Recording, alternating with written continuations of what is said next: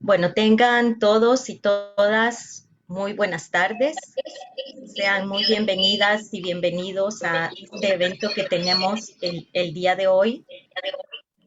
Queremos agradecer en principio la participación de las personas que nos acompañarán en este conversatorio, en quienes en breves momentos vamos a conocer un poquito de su reseña de vida. De igual manera, a las personas que nos acompañan en Zoom, que están aquí con nosotras esta tarde, muchas gracias por estar acá. Y por supuesto, a las amigas y amigos que nos están viendo, escuchando a través de las redes, del Facebook, en donde podamos conversar de una u otra manera, hacer un diálogo al respecto de un tema que es muy importante y trascendental para la sociedad y en particular para las mujeres salvadoreñas y las mujeres del mundo en general. Quiero presentar en principio a Iliana Turcios, a quien varios de ustedes pues ya conocemos. Esta tarde lo que estamos acá es un conversatorio que lleva por nombre Rompiendo el Silencio. Es un conversatorio que va a girar en torno a la obra Duelo Silencioso, que fue el texto ganador de la categoría de testimonio en los Juegos Florales de 2020. Este texto fue escrito por Iliana Turcios, de quien en este momento hago una lectura de su reseña de vida. Iliana Turcios es actriz con 22 años de trayectoria. Ella es productora y fundadora de Buchinche Colectivo. En el año 2020, como ya dijimos, resultó ganadora del certamen literario de los Juegos Florales en El Salvador en la rama de testimonio.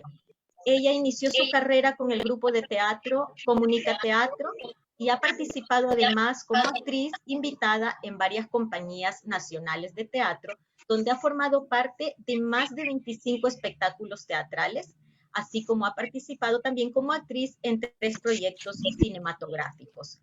Actualmente, Iliana se mantiene en formación de escritura dramática en el programa Didascalia y ha tenido participaciones en festivales nacionales e internacionales de teatro, tanto en el área centroamericana como en otros espacios.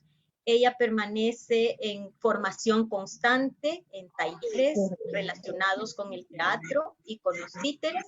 Además, es facilitadora de talleres de teatro y de títeres y actualmente es miembro de la Asociación de Artistas de Teatro de El Salvador.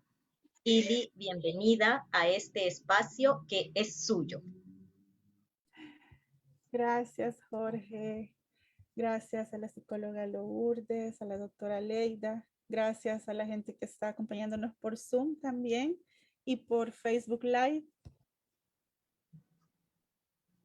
Bueno, Ili, ya platicaremos largo y tendido al respecto de este tema que nos ha convocado esta tarde. Tenemos como una de nuestras invitadas el día de hoy, es a la licenciada en psicología y con la especialidad en arte terapia, Lourdes Rosa, quien es psicóloga justamente con estudios en arte terapia y en la conducta suicida. Ella es promotora del bienestar emocional y psicológico y brinda consejería y asesoramiento en Propium. Aleida, muy buenas tardes y bienvenida. Hola, buenas tardes. Sean bienvenidos todos y todas. Estoy muy entusiasmada por este conversatorio. Gracias por permitirme ser parte. Sé que todas vamos a poder aportar y aprender juntas. Muchas gracias, Aleida. Bienvenida. Y de igual manera, pues toda la bienvenida a la doctora Aleida Marroquín Parducci, quien es ginecóloga y obstetra. Ella tiene un máster en medicina de emergencias, es partera de corazón y ha trabajado durante 5 años con Médicos Sin Fronteras en Nigeria, Sudán, Grecia y Colombia. Al momento, desde el espacio de El Gineco, gestiona la construcción de espacios inclusivos en salud femenina y atención humanizada en todas las etapas de nuestra vida. Aleida, buenas tardes y bienvenida. Muchísimas gracias. Es un honor estar aquí compartiendo con mujeres tan súper poderosas y un tema que es muy relevante tanto para nosotras como para nuestra sociedad. Muchas gracias, Aleida, bienvenida.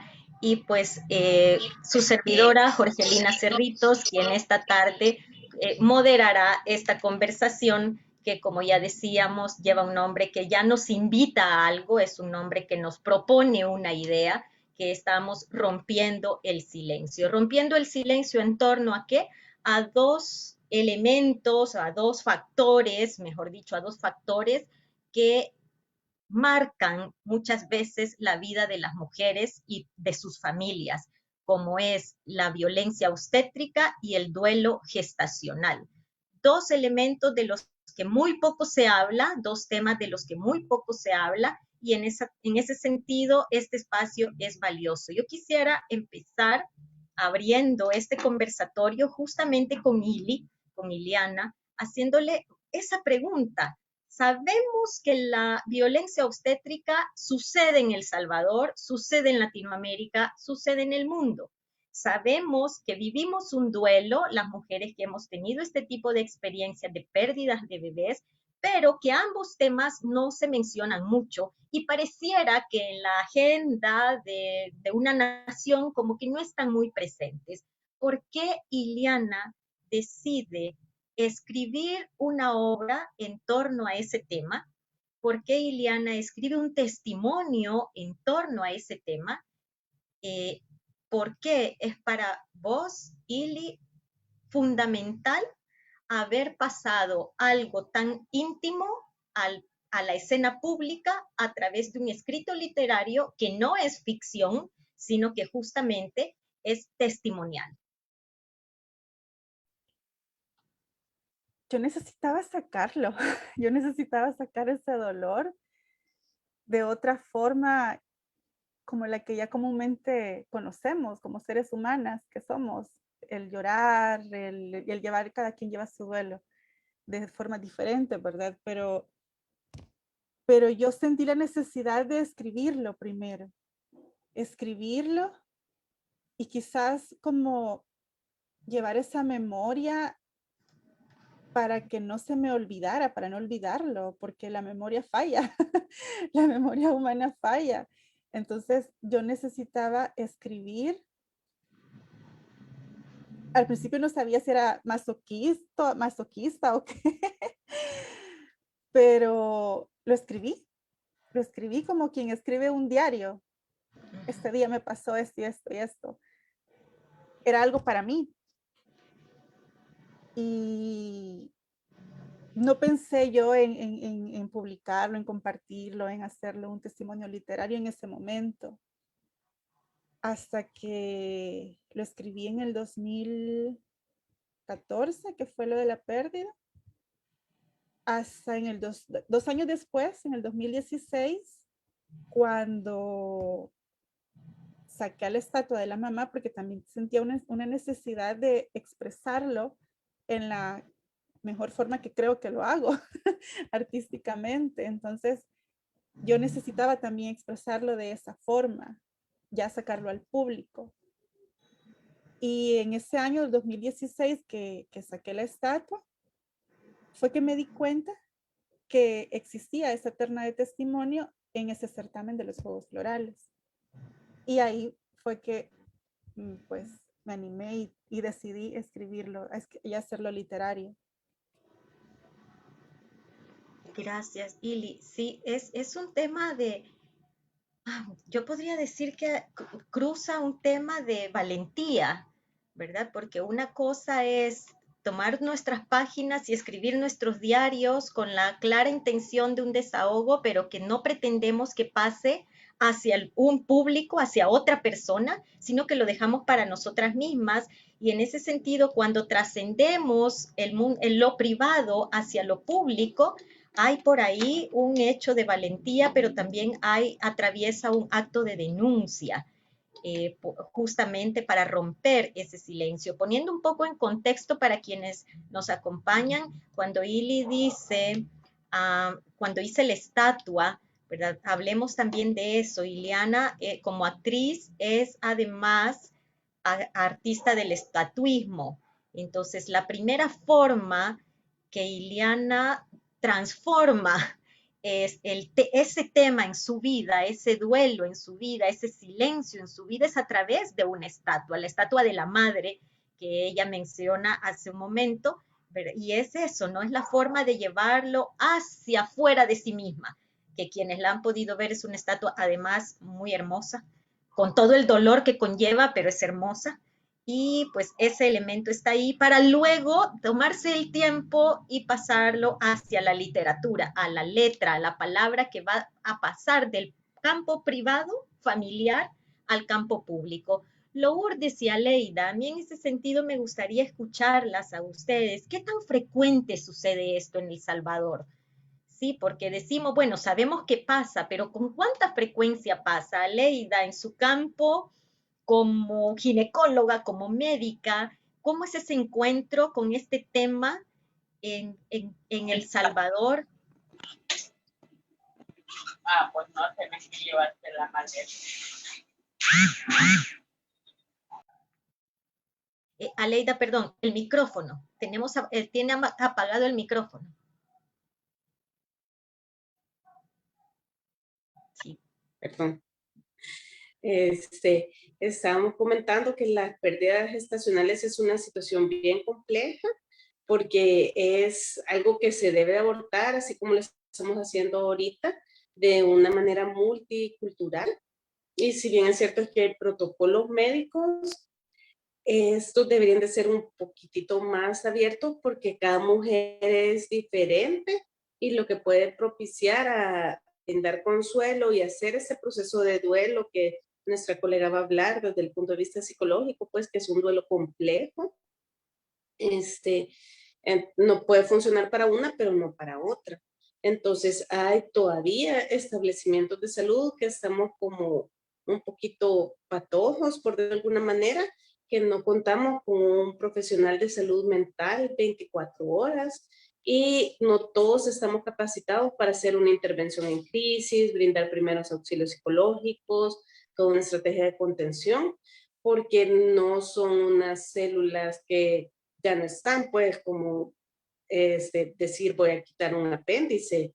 Era un ser humano, un hijo que se estaba formando en nuestro interior y que de repente ya no está. Entonces es abordarlo idealmente de una manera integral y dar todo el apoyo tanto a la paciente como a la familia, porque el duelo es para todos, también para la pareja. Y es muy duro, sobre todo en ese contexto de pandemia, que hay un acceso muy limitado a ese tipo de acompañamiento que es tan necesario. Yo a nivel profesional, pues habíamos estado trabajando y se había logrado en varias instituciones del Ministerio de Salud, el hecho de que las mujeres fueran a sus controles prenatales acompañadas, también a la ultra, que entrara alguien con ellas, habíamos dado unos pasos tal vez pequeños, pero muy significativos en cuanto a un tipo de atención mucho más humanizada, por decirlo.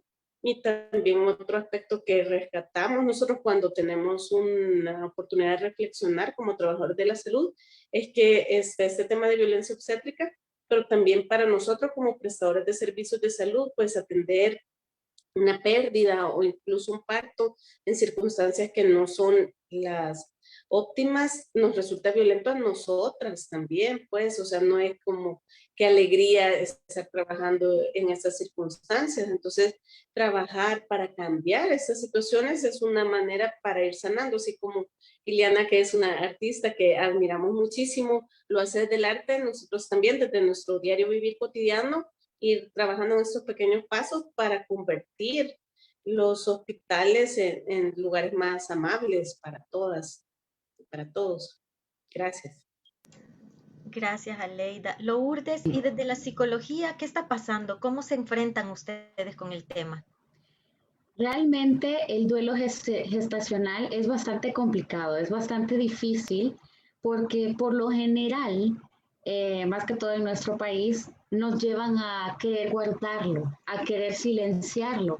No se platica cuando hay una muerte o un duelo que nosotros podríamos llamarlo un poquito normal. El duelo gestacional es diferente, es real y hay muchas personas, incluso en nuestra sociedad, que pueden culpabilizar a la pareja. y no verlo quizás como un acto natural. Entonces, esto hace que la situación sea más complicada y que el trauma de esta situación pueda aumentar. Y es bien curioso porque en nuestro país a este duelo se le llama así, duelo silencioso, porque por lo general es común que la pareja no reciba ayuda, a no ser que ella o que la pareja tenga las posibilidades de buscarla. Para poder atender este duelo es necesario una red de apoyo. Y aquí entran los médicos, entra el psicólogo, pero en nuestro país lastimosamente esa red no está. No está y muchas veces las enfermeras y los médicos pueden empeorar la situación. Porque, por ejemplo, es común que en nuestros hospitales públicos, cuando pasa una situación así, es como, mire, pórtese bien, estése quieta, no llore, tranquilícese, ya va a pasar, no es para tanto. Yo incluso he escuchado ginecólogos decir, de un dolor nadie se muere. Entonces, todo esto va haciendo que este duelo empiece a callar y que a la vez las emociones, los sentimientos y el trauma que implica esta pérdida vayan en aumento, porque desde ahí estamos desprotegiendo la salud mental, las emociones y los sentimientos de la pareja. Entonces, por eso es que me encanta el título de duelo silencioso, porque realmente así pasa, esa es la realidad del duelo gestacional en nuestro país. Y como bien mencionaba la doctora, es necesario que todos, desde médicos, enfermeras y la sociedad civil en general, nos eduquemos con el tema, porque tenemos que formar redes de apoyo, porque es una realidad y muchas mujeres lo viven, muchas parejas lo pasan y a veces invalidan sin querer o con querer lo que la persona o la pareja pueda ir sintiendo. Gracias, Lourdes. Sí, es interesante porque aquí estamos viendo el hecho desde un antes y un después, por decirlo así. Aleida se encuentra en el momento antes de la pérdida, ¿verdad? Cuando estamos luchando por retener esa vida, por retener ese bebé, cuando la mujer y su cuerpo y su psique y toda su red familiar está esperanzada que esto no suceda, que llegue a término. Y Lourdes lo está viendo después, lo está viendo luego de la pérdida. Entonces nos damos cuenta que hay una cadena, ¿no? Que nos puede acompañar o nos puede no acompañar de la manera idónea en ese proceso que es tan doloroso, que es tan difícil de sobrellevar. Ambas, tanto Aleida como Lourdes, mencionaban la existencia de la pareja y yo me pongo a pensar cuando hay pareja, porque además también tendríamos que agregarle como un añadido más a esa dificultad física y emocional que estamos viviendo como mujeres en ese momento, es cuando además estamos solas, cuando es un embarazo que no se esperaba, cuando es un embarazo donde el que va a ser papá dijo me voy de acá, no reconoció ese embarazo, cuando en la familia, etcétera. O sea, cómo también eso puede empeorar la situación.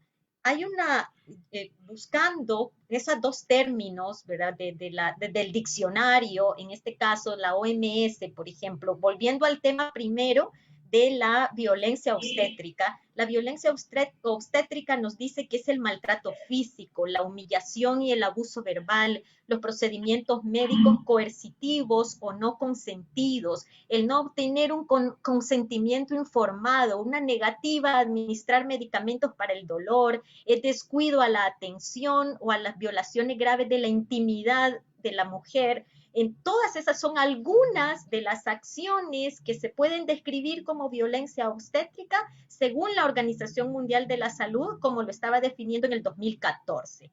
Y por otro lado, nos dice sobre el duelo gestacional, justamente lo que Lourdes decía, quien pierde un embarazo no siente que ha perdido un grupo de células, como decía Aleida, sino que ha perdido, por una parte, la alegría, la ilusión que estaba proyectando en esa vida que venía, y por otro lado, todo su cuerpo que empieza a percibir como que ella ha fallado. Mi cuerpo, que la sociedad nos ha dictado que el cuerpo de la mujer está para procrear, no fue capaz de llevar a término algo para lo que supuestamente nuestro cuerpo está diseñado. Eso nos dice la ciencia, la psicología, la medicina. ¿Qué nos dice Ileana? ¿Cómo vive Ileana el duelo gestacional? cómo vive Iliana la violencia obstétrica en palabras que se encuentran en su texto. Me gustaría que escuchemos un poco, un fragmento de los que puede Ili compartirnos, ¿verdad? Al respecto de la violencia obstétrica, quizás primero, y del duelo gestacional. ¿Podrías leer ambos, Ili, para el tiempo y aprovechar a Lourdes, que la tenemos acá con nosotras todavía en este momento?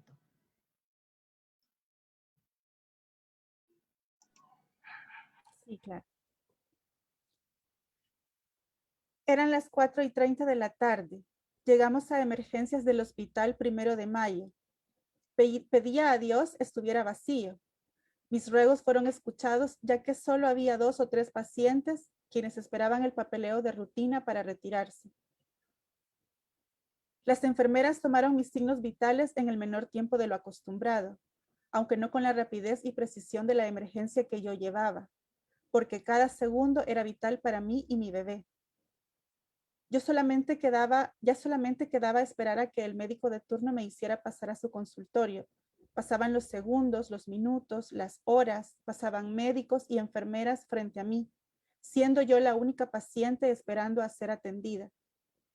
Adentro del consultorio en el que me habían ubicado se encontraba una doctora. Lo curioso era que nunca me hacía pasar. Desesperada por el tiempo que llevaba esperando, pregunté a una de las enfermeras la razón por la que no me atendía. La doctora ya terminó su turno, respondió tajante. Pasaba el tiempo y yo seguía sin ser atendida. Era la única paciente en toda el área de emergencia y cuando preguntaba, la respuesta siempre era la misma. Debía esperar a que llegara el médico de turno, quien supuestamente no tardaría en llegar. Las agujas del reloj llegaron a marcar las 8 de la noche y cuando por fin llegó el médico de turno, se dirigió a mí para excusarse por el pequeño retraso de 1 hora. Yo había acudido por una emergencia que para mí era de vida o muerte. Me encontraba en una sala vacía donde yo era la única paciente y a pesar de todo eso, tuve que esperar 4 horas para ser atendida. La espera era cada vez más agonizante. Veía pasar frente a mí en repetidas ocasiones al médico que iba a atenderme. Ya la voy a atender, tenemos un pequeño problema, me decía. Ese día en el hospital habían instalado un nuevo sistema de computadoras y al parecer el doctor no sabía usarlo, volviéndose esto una emergencia más importante que la mía y que lo obligaba a ir de un lado a otro desesperado por resolverlo. Para ese doctor, ese día era de vital importancia aprender a usar ese sistema, dejando de atender a la única paciente que se encontraba en esa sala de emergencia. ¿Cómo es posible que antes de cambiar el sistema de registro no hayan capacitado a este personal para utilizarlo? La vida de mi bebé y la mía eran menos importantes que el sistema computacional como para ser atendidas inmediatamente. En un lapso de media hora, varias enfermeras y personal médico entraron y salieron del consultorio para ayudar al médico de turno a atender la emergencia del sistema. No sé si lograron resolverla o desistieron, pero al fin iba a ser atendida.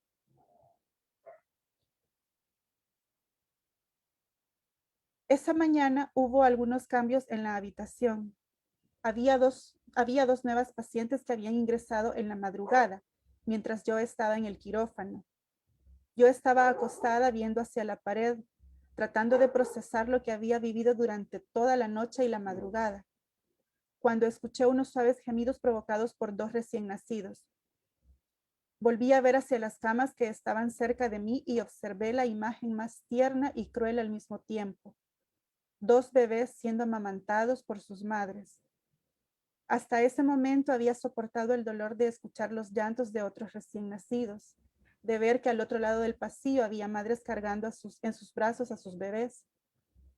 Pero ese día me enfrenté a la feliz realidad de otras madres mientras mi vientre estaba vacío y no tenía a mi bebé, ni siquiera su cuerpo para abrazar y llorar. Mi hijo no era más que un feto para estudiar que terminaría en la basura con todos los desechos patológicos. Sin poder hacer nada más que tragarme ese dolor, me volví hacia la pared para llorar en silencio. Tiempo después, escuché llegar a las enfermeras para llevarse a los 2 bebés que ya habían sido amamantados. ¿Y su bebé? ¿Dónde está? me preguntó con cierta ingenuidad una de las madres mientras yo los observaba. Lo perdí, le dije con un nudo en la garganta que apenas permitió que me lograran salir esas palabras. Mi cuerpo y mi alma y mi corazón se desgarraban de dolor.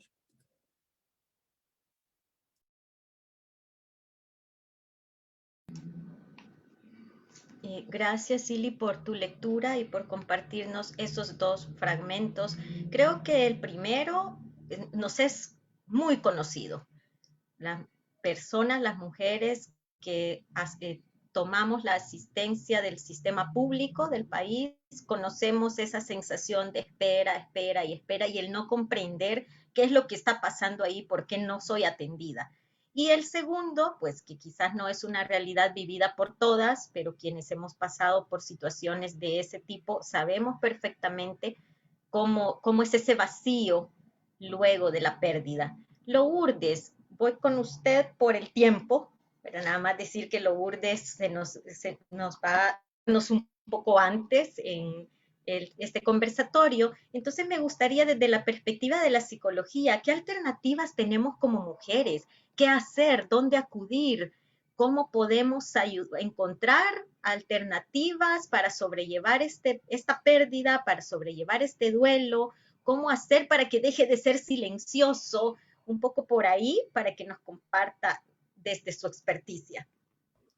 Sí, realmente es bien complicado, porque como si bien lo hemos dicho y lo hemos estado mencionando, es un duelo silencioso. Entonces debemos de iniciar por hacer conciencia. Y esto yo se lo compartía mucho a Iliana, que me encantaba, o sea, me encantaba cómo ella había escrito y había tenido la valentía de decirle al mundo, a mí me pasó, porque desde aquí le estamos diciendo a otras mujeres, no estás sola, somos una red de apoyo. Entonces, y me encanta saber de que el arte, la terapia van de la mano, porque este es un recurso. También aquí con este escrito le estamos diciendo a las mujeres, hay una técnica, hay una estrategia que pueden empezar a utilizar, el escribir, el expresar, el dibujar, el pintar el dolor que estoy sintiendo. Sin embargo, hago la observación que sería importante que en estos hospitales, en ese mismo momento, se hubiera acercado una psicóloga o le hubieran dicho a ella, aquí está la información, aquí puedes acudir, aquí te ayudan. Y no, lastimosamente no pasó eso y creo que no pasa.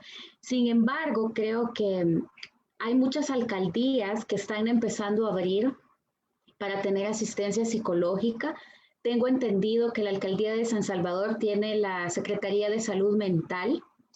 En la alcaldía de Santa Tecla también ya se están brindando servicios gratuitos para que las mujeres podamos acceder a ellas. Y luego pues también nos toca pues informarnos un poquito a través de las redes sociales y buscar qué psicólogo puede tener las competencias necesarias para poder ayudarme a llevar este proceso.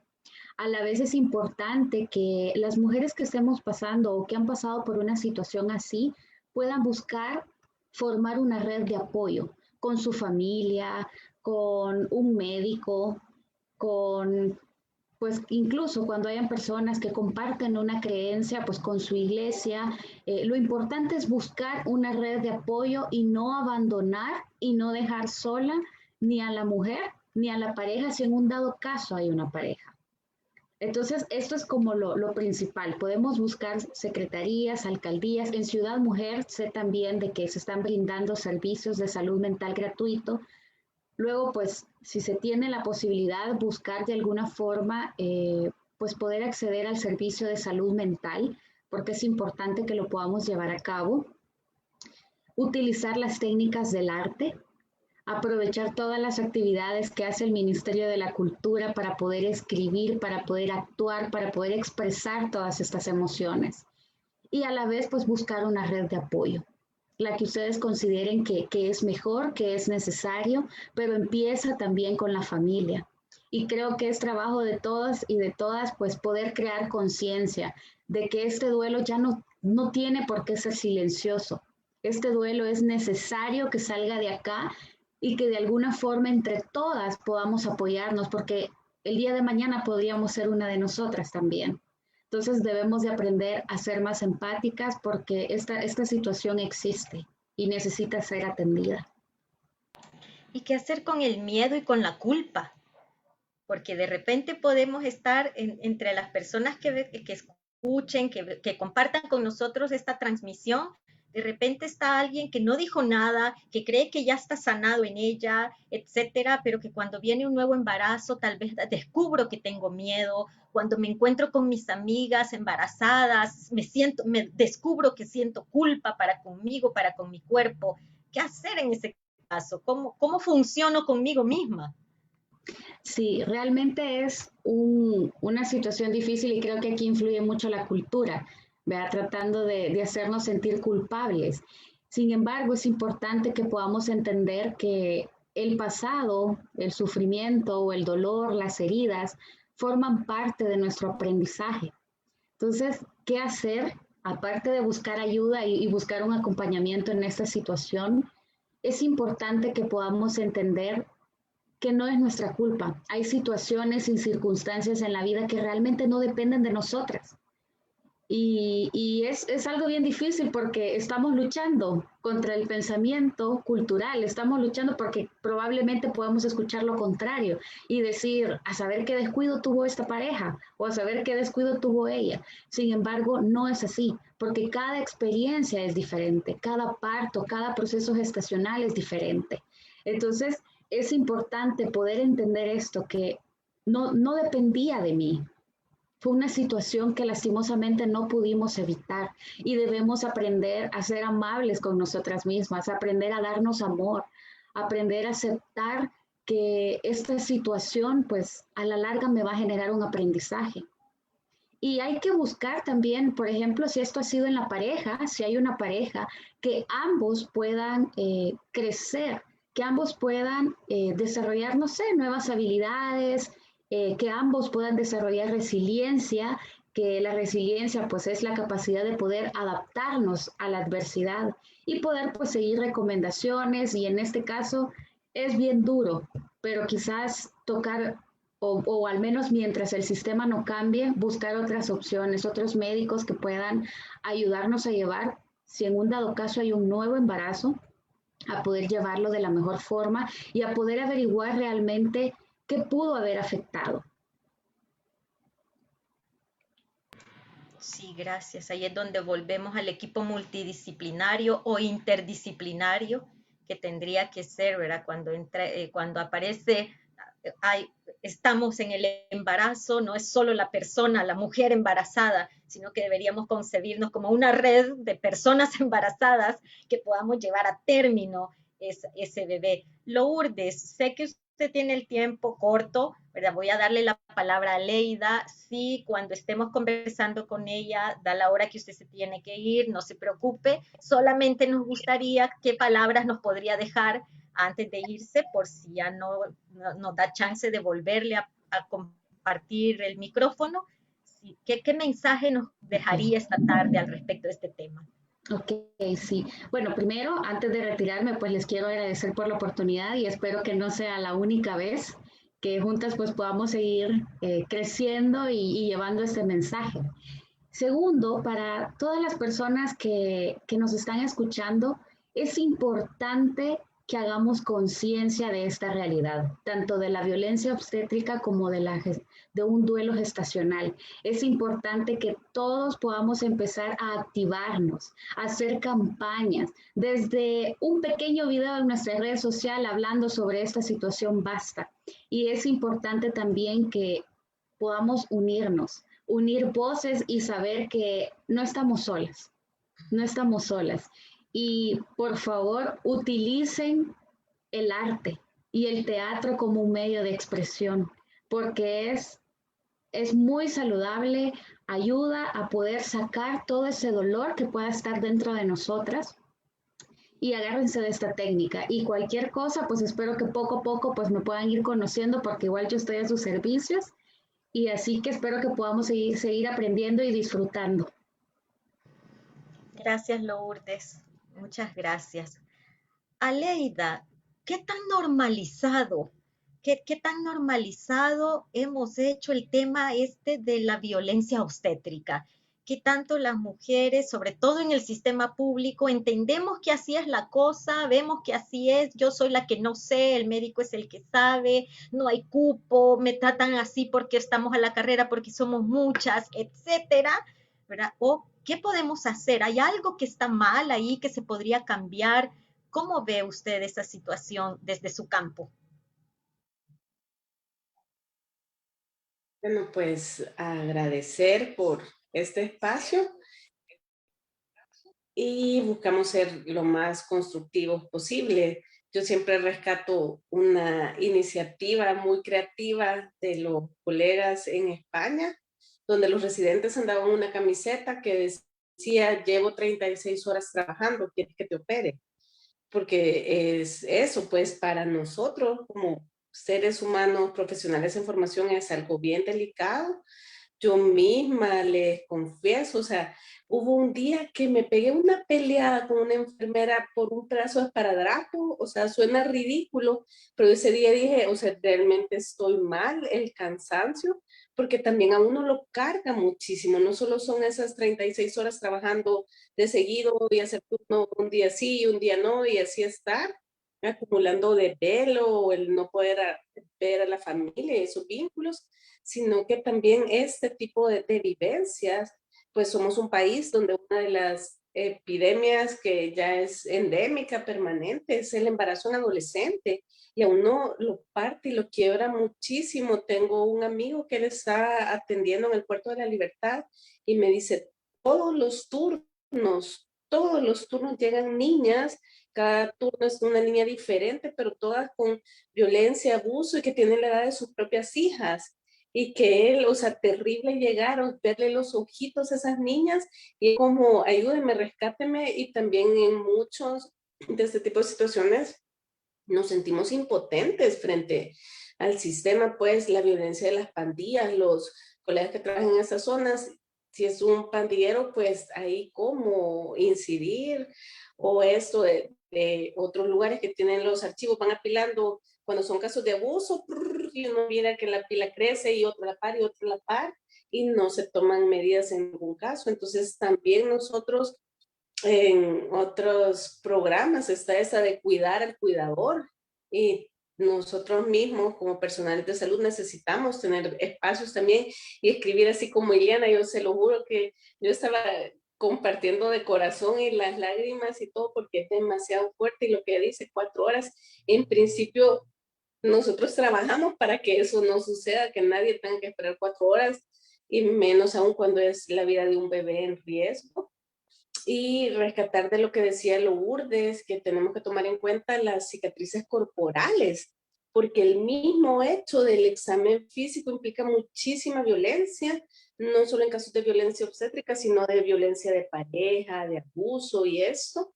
Y también parte de los talleres cuando estamos trabajando con profesionales de la salud es cómo no revictimizar tanto al momento de un interrogatorio como en el momento mismo del examen. Hay diversas técnicas para lograr obtener los datos teniendo este cuidado, y obviamente trabajar muchísimo lo que señalaba tanto Lourdes como Ileana, y que lo vemos en las cuestiones de culpa con toda esta violencia que puede haber detrás de un embarazo, y si encima no hay un resultado obstétrico deseado, pues, de culminar con un nacimiento, toda esa culpa, pues, porque quiere ser que no, si hay una violencia detrás de un embarazo, pues vienen sentimientos que no son del todo positivos frente a este embarazo, y luego si el resultado es adverso, me siento mal de haberme sentido mal, cuando en realidad yo misma soy víctima, sobreviviente de una violencia. Entonces, este tipo de complejidades, como señalan, necesitamos espacios multidisciplinarios, y como decía Lourdes también, hay redes que ya existen, y cuando se hacen espacios, pues capacitar y decir, estamos en Cucatlán, estamos en La Paz, estamos en Morazán, y aquí tenemos estos actores que nos pueden apoyar, por ejemplo, y decir, yo puedo ser ginecóloga, pero puedo brindar primeros auxilios psicológicos. Y es hermoso de lo que nosotros hemos trabajado. Yo rescato las experiencias en Aguachapán, en Zacatecoluca y en Cojutepeque, que es justamente el personal de limpieza el que se ha empoderado más de estos proyectos de humanizar los servicios de salud, y son quienes tienen todo el tiempo, toda la ternura y detalles como, por ejemplo, así como está Iliana, pues uno esperando a veces un procedimiento quirúrgico, que salga el cuerpo de un bebé que ya no tiene vida, y llega la señora y le hace una trenza en el cabello y todo, y le empieza a hablar, y véngase mi hija y todo eso. Entonces, obviamente deberíamos nosotros de entrar en sintonía como médicos, pero qué bueno que seamos más que solo el médico dentro de esta red de sensibilidad. Y como digo, son pequeños pasos. Y lo que Ileana señala desde sus palabras llenas de arte y de dolor, es el separar las pacientes cuando es un embarazo de término, de cuando ha habido una pérdida. O sea, eso hemos insistido y llevamos años y esperamos que algún día se logre, y trabajar no solo el sentimiento de culpa, sino muchísima rabia. Y es normal y es bueno expresarla y sacarla. Y que también a nosotros de acompañar estos procesos, uno también se queda con rabia y uno dice, quisiera poder haber hecho más, quisiera poder haber hecho mejor. Entonces, mantenernos siempre como, así como lo que hagan en línea de balanceo, todas nosotras, mujeres, seamos o no profesionales de salud, tener estos espacios para nutrirnos en red, como señalan. Me encantó esa frase de red de personas embarazadas, la voy a tomar.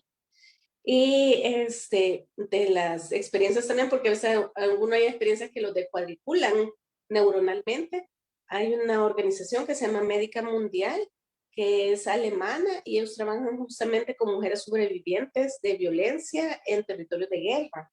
Y ellos, el protocolo que tienen para pérdidas gestacionales es sumamente interesante, porque, por ejemplo, dicen cuando hay que hacer este tipo de raspado del útero, hay mujeres para las cuales estar sedadas es terapéutico porque no quieren volver a sentir esa experiencia de violencia que las llevó al embarazo. Y hay otras mujeres que se despiertas, las empodera, porque ellas sienten que yo tengo control, yo estoy viendo todo lo que estoy pasando, estoy viendo quién sale. Entonces no podemos estandarizar aquí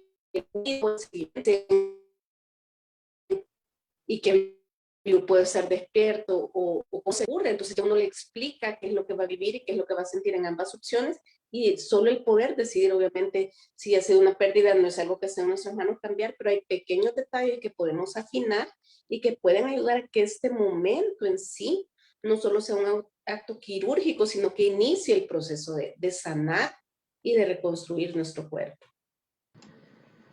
Justamente eso es interesante, ¿no? Que no solamente sea un proceso quirúrgico, ¿verdad? Porque al final de cuentas el proceso, no al final de cuentas como menos, ¿verdad? Pero el proceso quirúrgico yo voy a ver la herida, yo como mujer voy a ver la herida, voy a ir viendo que va sanando, que va cicatrizando, pero ¿cuál es la herida interna? ¿Cómo quedo yo emocionalmente?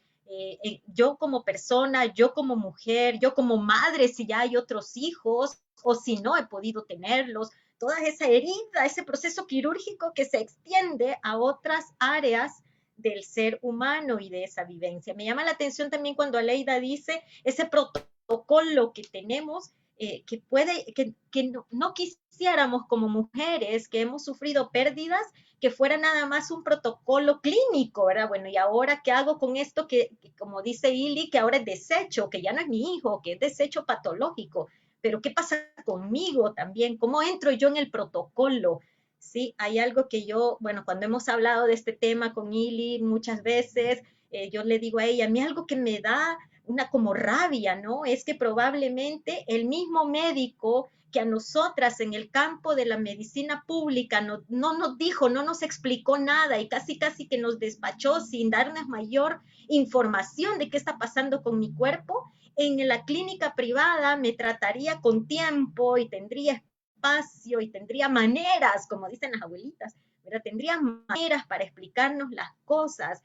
Entonces, entendemos la saturación, que detrás de mí viene otra persona, pero el espacito, el medio minuto humano que podamos sentir como ese calorcito que me hicieron la trenza en el pelo, ¿verdad? Ese momento en que el médico me hizo el espacio humano para escucharme o para decirme algo, para explicarme qué me estaba pasando, etcétera. Cuando decía también a Leida, tal vez es la señora de la limpieza, justo volví a ver a Ili y ella me miró a mí porque es exacto el tercer párrafo, el tercer fragmento que ella nos va a leer esta tarde. Entonces dejo a Ili que nos lea ese momento también, que refleja justamente lo que Aleida estaba diciéndonos. A ver, escuchamos a Ili. Gracias, Jorge.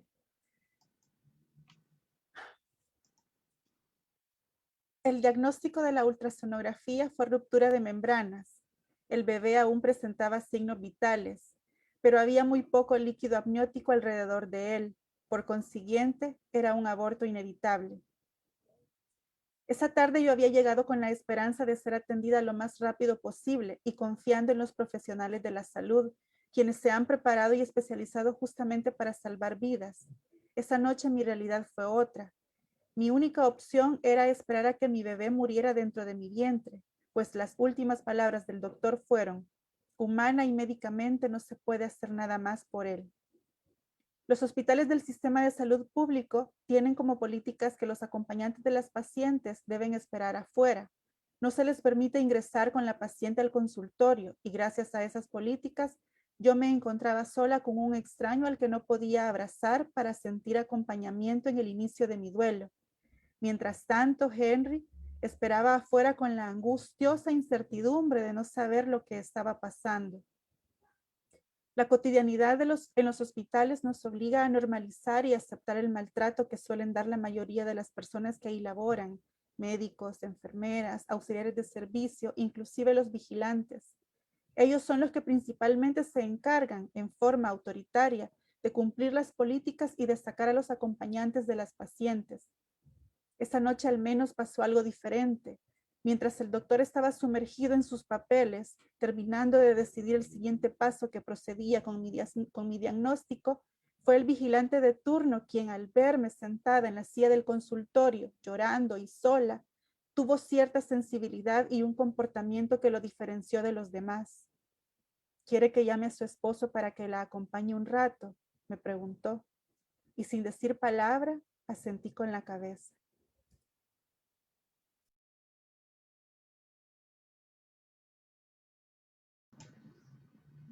Gracias, Ili. Justamente, ¿no? Lo que Aleida decía, ¿qué tal si es ese momentito de esa caricia en el pelo que la señora de la limpieza hace en mí, que el señor vigilante comprende el dolor y me dice, quiere que llame a su esposo, aunque quiebre un poco las reglas, aunque sea un ratito, una fisura dentro de un sistema que frío, ¿verdad? Dentro de un sistema duro que podemos o no estar de acuerdo, podemos o no entenderlo, pero que cuando estamos ahí como mujeres, pacientes, lo comprendemos en carne propia, ¿no? Esa situación de vulnerabilidad en que nos encontramos. Ili, antes de darle paso a escuchar lectura de algún comentario que tengamos o pregunta que tengamos, a mí me gustaría saber, después de todos estos años que han pasado, ¿qué tanto de sanación hay en ese texto y qué tanto de denuncia hay en ese texto? O sea, cómo se conjugan en tu obra, en tu texto, Duelo Silencioso, esos dos elementos, la sanación y la denuncia, cómo se conjuga el romper el silencio.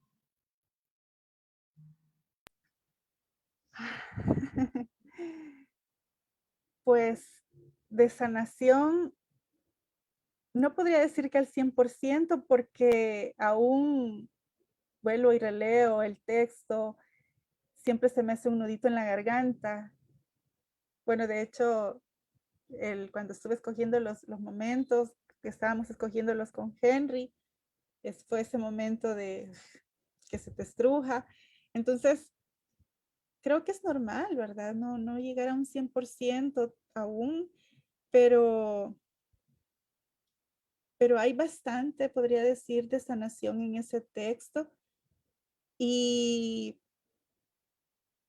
sin querer queriendo o queriendo sin saber, al final también se convirtió en una denuncia y en un coincidir con otras mujeres que también han pasado por esto. Y el saber que no soy la única, creo que me da un poco también más de sanación y de valor. O sea, es tan importante esas redes que se han mencionado. Y, y eso lo experimenté desde la estatua, no solamente desde ese texto, desde la estatua, que era un trabajo en silencio, era un trabajo en silencio, y que muchas mujeres se acercaban a mí con lágrimas en los ojos, a agradecerme y decirme gracias, yo también tengo un bebé en el cielo, gracias por este trabajo. Entonces, creo que ahí va también mi sanación, como encontrarme con otras mujeres que han pasado por eso, que no he sido la única. No sé si respondí a la pregunta. No, sí, claro, claro. De manera que bonito eso, ¿no? Que la primera forma en que tuve Ili, ¿verdad? En que tuvo Ili para romper el silencio fue a través de un monumento silencioso. Sin embargo, ahí es cuando decimos si hay otras formas de empoderarnos de la palabra, que es lo que Ili hizo con la estatua, que por cierto, lo, quienes se han cruzado con esa estatua, ¿verdad? La encuentran en diferentes puntos. Bueno, yo la he visto allá en el Paseo del Carmen, no sé en qué otros puntos, siempre está Ili por ahí para que no hayan confusiones con la estatua. Sí, bueno, de hecho creo que la estatua de la mamá la he dejado descansar un rato, la he dejado descansar un rato, y sí he estado en en muchos lugares.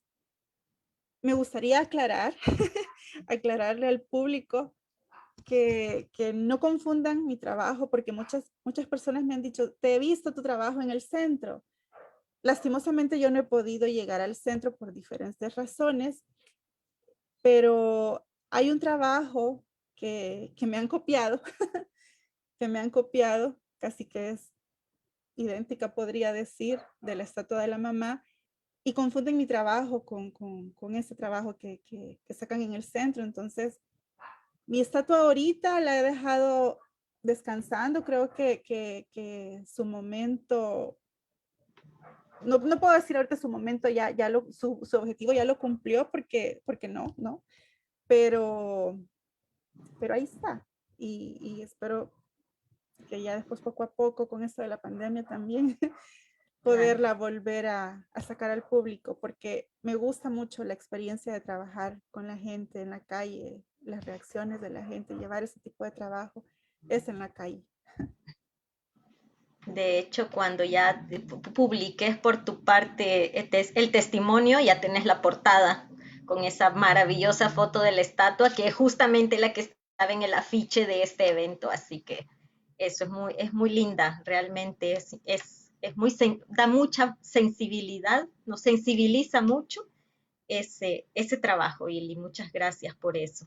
Veamos, por ahí si nos comentan nuestras compañeras que tenemos en apoyo en todo este evento. Elis, si nos regala, si tenemos comentarios del público o preguntas, algo que quieran preguntar a partir de que tenemos a Aleida con nosotras todavía, igual a Ili, ¿verdad? Así que no sé cómo estamos por ahí. Oscar Vázquez envía un fraterno saludo y nos dice que el arte es nuestra herramienta de expresión y demanda, además de ser un transversal necesario. Dice que históricamente hemos dejado que sea marginado. Envía abrazos solidarios. Luzman agradece por tocar esta temática y un aplauso para Ili. Dice, un tema muy necesario. Admiro tu valentía y te admiro mucho, de parte de Helen Berenice. Solamente.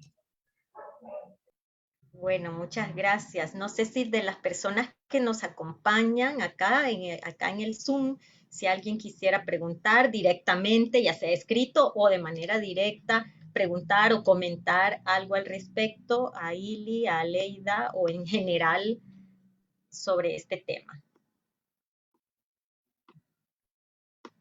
Mientras tanto, por si alguien se anima a preguntar, ¿verdad? En Guatemala conozco una iniciativa muy linda en relación a esto, ¿verdad? Cuando Ili hace un ratito dijo un bebé en el cielo, ¿verdad? Pensaba en eso, justamente ese es un tema de un cuento que estoy trabajando, ¿no? Bebés en el cielo, porque en Guatemala hay un día, ahorita se me escapa la fecha, pero tengo una amiga allá que igual que nosotras con pérdida de bebé, entonces que me contaba eso, ¿no? Que hay un día en especial que se reúnen madres o parejas para lanzar globos como linternas y esto, que hoy está de moda las linternas, ¿verdad? Globos, linternas, qué sé yo, a los bebés que están en el cielo. Entonces justamente es eso, ¿no? Darle un espacio a nuestros bebés en el cielo y no pensar que nunca existieron, que solo fue un embarazo fallido, algo que también hemos comentado con Iliana, ¿verdad? Y que ella me decía, no sé si quisieras reforzar un poco sobre eso, cuando una mujer está con una posibilidad de aborto, ¿verdad? O el mismo aborto penalizado y todo eso, la moral de la sociedad dice, no, que es una vida que llevas en el vientre, que cómo vas a terminar con esa vida. Pero cuando esa vida deja de palpitar en nuestro vientre, el mismo sistema de salud ya no lo trata como has perdido una vida, sino que al contrario, ahora, bueno, ya pasó, solo es un feto, un embrión, no tiene vida, es un desecho patológico. Y has hablado de eso en otras oportunidades. No sé si te gustaría tocar ese tema. Y también sería bonito si las personas que nos están acompañando nos regalan cámara para podernos ver. Creo que estamos en un momento como muy íntimo y muy de acompañamiento entre mujeres. Creo que solo mujeres sabemos que podamos por ahí conversar también directamente. Nos gustaría podernos ver un instante. Mientras se animan a poner cámara y a saludarnos de frente de esa manera, con sonrisa incluida, pues Silly, contanos un poco de ese tema. Sí, sí, justamente eso que acabas de decir, ¿verdad? Es ese discurso de doble moral que penalizan a unas porque han matado a un ser vivo, pero a otras nos niegan a nuestros bebés, aunque sean de 14 semanas o menos, y los desechan. Pues la verdad, no sé, yo creo que ese criterio médico y esa falta de leyes quizás, de concientizar, no sé, ahí la doctora Leida, ¿cómo nos podría reforzar o responder también esa, esa pregunta? Porque yo creo que es a criterio médico, creo yo, ¿verdad? Sí, justamente, Aleida, nos estamos tirando la bola, ¿verdad? Pero justamente para llegar a quien tiene una opinión más clara al respecto, ¿qué se podría hacer para concientizar todo un sistema de salud respecto a este tema? ¿Cómo funciona este criterio médico? ¿Cómo humanizar el sistema de salud? Qué nos comenta de eso? Miren, la verdad que el protocolo, nuevamente aquí nos vamos a los protocolos estándares, pero lo que decíamos, no somos estándares ni los cuerpos humanos ni nuestros corazones, y lo que puede ayudar a sanar a una, no a la otra. El protocolo es que abajo de 500 gramos el cuerpecito no se le entrega a la mamá, pero pues también les comparto mi experiencia personal. Yo he ido a hablar con los directores en diferentes centros de salud y todos en los casos ha sido positivo la apertura y el apoyo, y que sí se le entregan, porque al final es eso, son de nosotras, no son, como menciona, con palabras tan duras, pero a veces el sistema sí nos lo hace vivir como un desecho patológico, o a veces ni siquiera en el contexto hospitalario, pues, porque hay pacientes como, mire, me se lo hizo del cuerpo, ¿qué hago? Lo boto. Yo le explico que lo puede poner en una cajita, que pueden hacer todo el ritual, pues, ya sea en el patio o algo, pero espiritualmente lo que nos ayude a sanar y a estar bien, incluso con pérdidas gestacionales cuando ellos son cerca de la fecha del parto. Tengo una paciente pues muy querida que ella pues se tomó literal como uno la fortalece y les apoya y le dice lo que le ayude a sanar, eso está bien. Pues ella, su bebé descansa aquí en Jardines del Recuerdo y cuando es el aniversario llega, le pone piñata, invita a los sobrinitos y todo, y algunos de su familia es como, uy, eso está como macabro o algo, y es no, pero o sea, mi bebé pida, yo tengo mi angelito que me está cuidando, me acompaña, o sea, dice que antes de cruzarse la calle cuando hay mucho tráfico es como, hijo, dame fuerza, protégeme, y tienen una relación bien bonita, y ahí está celebrándole los cumpleaños porque dice eso me ayuda, y que yo le había dicho que lo que le ayudara estaba bien, y ahí va, pues, entonces siento que bonito eso, cada quien lo que vamos haciendo para sanar.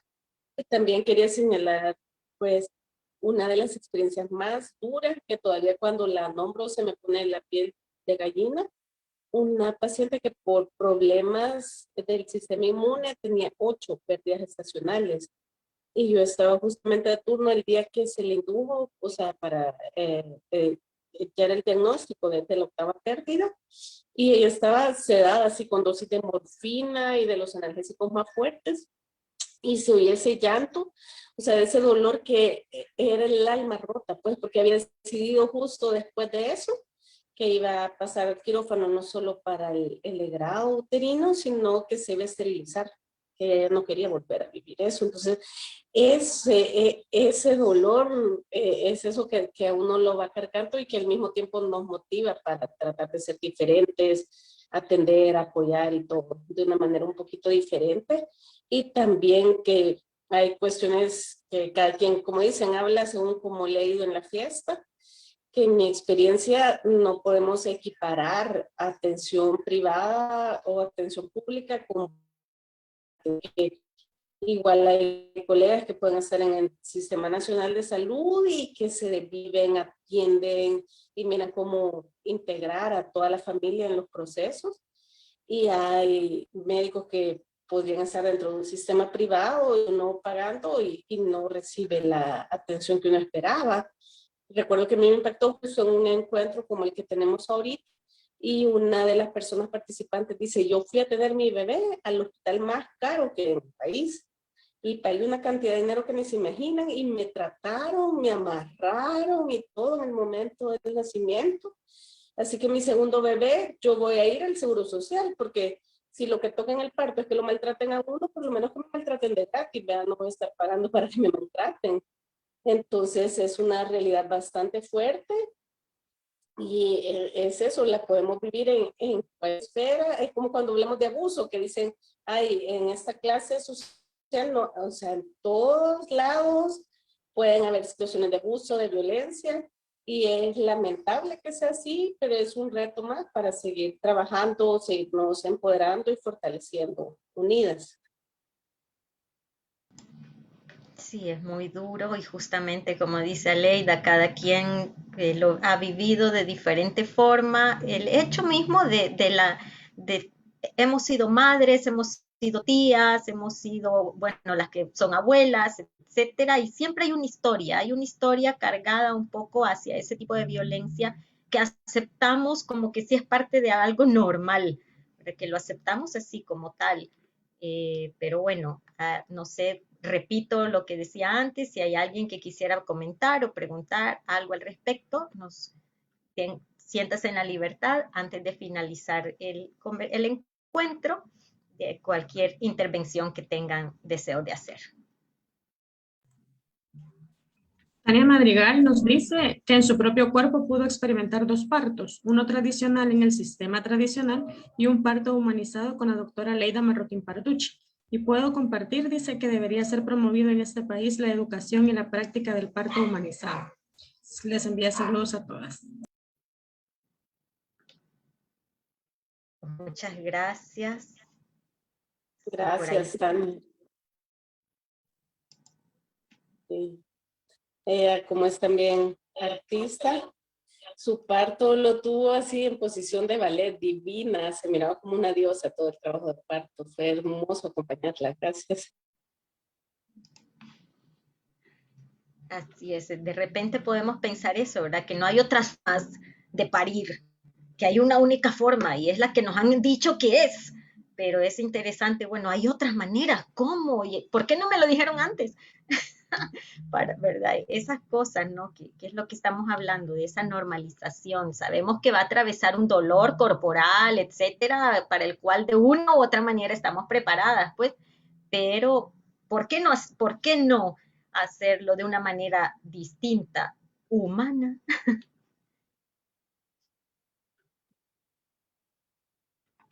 Sí. Bueno, Elena. yo quizás Sí. pienso que desde el punto de vista de la educación también es un tema que se debería de trabajar, o sea, los programas de estudio deberían incluir, es un tema vital y que el niño, la niña, o sea, desde pequeño vaya estudiando eso y el que decida también optar por el área de la salud, ya lo tenga interiorizado, o sea, porque también fue parte de una preparación, de una formación académica. Pero yo creo que este es un tema que está totalmente, o sea, en nuestros programas de estudio, bueno, yo no doy ciencia, ¿verdad? Pero yo creo que no hay nada de todo esto, ¿sí? Entonces, lastimosamente, no sé, que tendríamos que tener allí quizás un buen conecte con las personas que hacen los programas de estudio. Es que tendríamos que cambiar nuestra educación, o sea, desde los inicios, pero creo que sería algo muy importante, porque esa humanización no solamente tendría que ver en el momento ya como profesional, sino una humanización que lleva todo un proceso dentro de la persona. O sea, si a mí me enseñan a ser humana desde pequeña, desde pequeño, o sea, lo voy a hacer independientemente de la profesión que desempeñe, ¿sí? Porque aquí estamos hablando de un tema muy delicado, creo yo, y bastante fuerte, ¿no?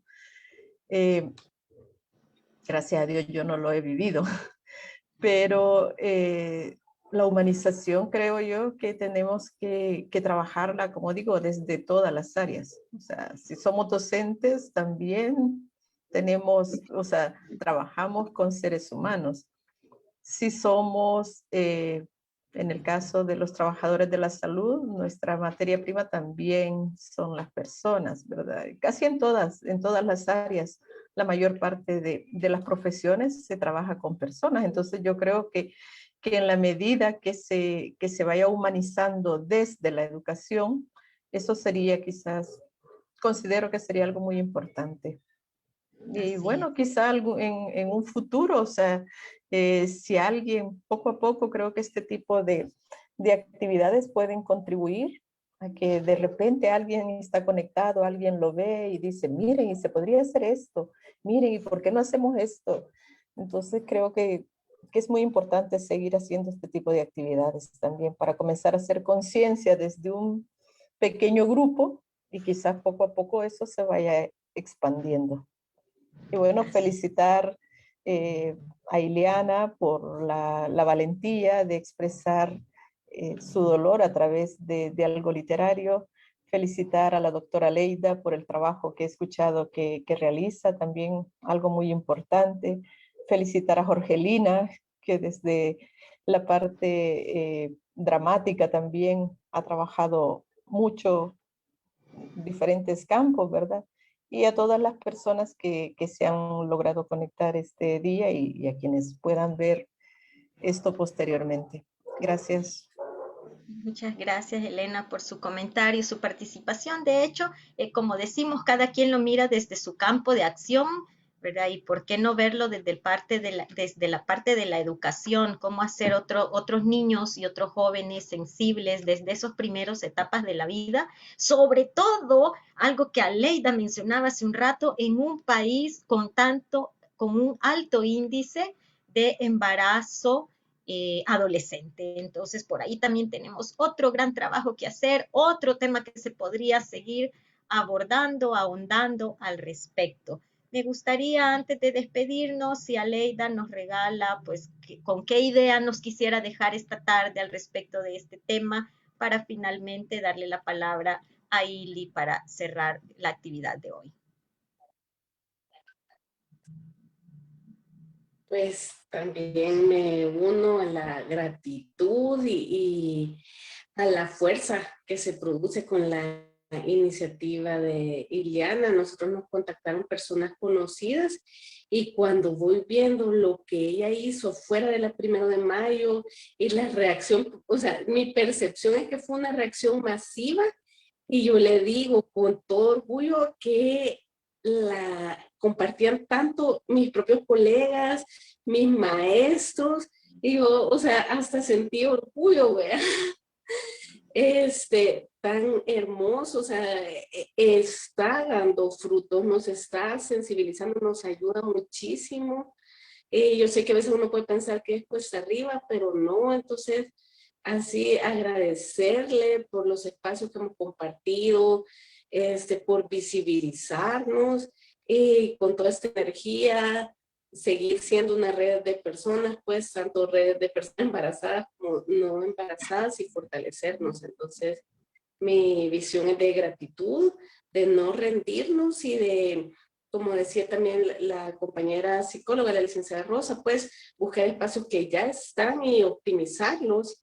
Para mí ha sido duro a veces en estos redes de apoyo que a veces no se logra, pero al ejercer un poquito de presión, porque mi visión es esa, la salud es algo de derecho, pues, y dentro de eso es la salud mental que es tan primordial.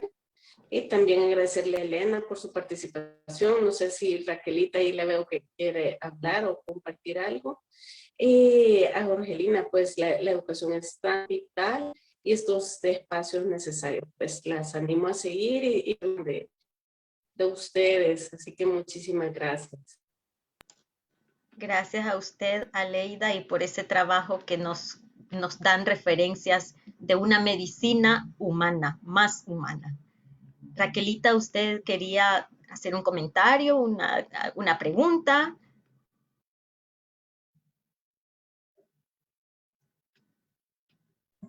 Hola, me da gusto Hola. saludarlas a todas y conocerlas. Pues como puse en el mensaje, ¿verdad? Yo conocí a Iliana en el Paseo El Carmen. Yo ahí andaba vendiendo. Una persona tan linda, tan tierna. Nos hemos visto en algunos lugares también trabajando. Y a diferencia he tenido otra experiencia de vida, ¿verdad? Pero bien triste. Igual me costó superarla, pero ojalá otro día tenga la oportunidad de estar juntas y poderlo platicar más así, en privado, ¿verdad? Aquí ha sido un gusto y me encanta mucho el tema porque a pesar que no es el mismo, es siempre la misma línea con diferentes, ¿verdad? Situaciones. Así que muchas gracias y cuídense. Es un gusto. Gracias a usted, Raquelita, gracias por ese acompañamiento y por esa empatía que tenemos hacia. Pueden ser distintas las ramas de lo que nos ha tocado vivir, pero muchas veces hay una partecita en la que nos une y esa es la importante. Ili, para cerrar, muchas gracias por abrir este espacio, gracias por escribir tu testimonio, gracias por hacer tu estatua, tus palabras esta tarde. Ay, pues yo igual estoy que reboso de gratitud también. Me siento feliz primero por ver a estas personas que nos están acompañando acá en Zoom. No he visto en Facebook quiénes están acompañándonos, pero igual, muy agradecida con vos, Jorge, por haber aceptado el moderar este conversatorio. A la doctora Leida también, que desde que la conocí, para mí fue que hice una conexión, es un ser humano maravilloso y yo digo que este país necesita mujeres doctoras como ella, más sensibilizadas en este tema.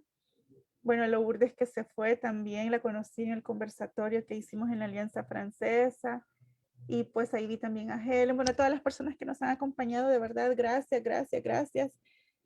Y sí, yo me tomo bien en serio las cosas y yo espero y digo que esto es el principio de algo que no se queda aquí, como me dijo Krishna, me dijo, esta es una bolita de nieve que ya va creciendo y nadie la va a detener.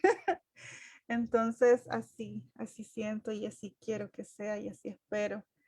Gracias por el apoyo, por el cariño a todas las personas, por las personas que están acá acompañando con el equipo logístico, que están Henry, Ellis, Elena también, a los del quinto piso, también agradecerles un montón el cariño que nos tenemos y el apoyo que nos han dado también con esto, que ha sido un trabajo. Yo creo que, pucha, de hacer esto de transmitir en live y todo eso no es cosa sencilla. Así que ha sido un gran trabajo del que yo estoy muy agradecida. De verdad, gracias. Bueno, muchas gracias de nuevo a cada una de las personas que hicieron posible este conversatorio.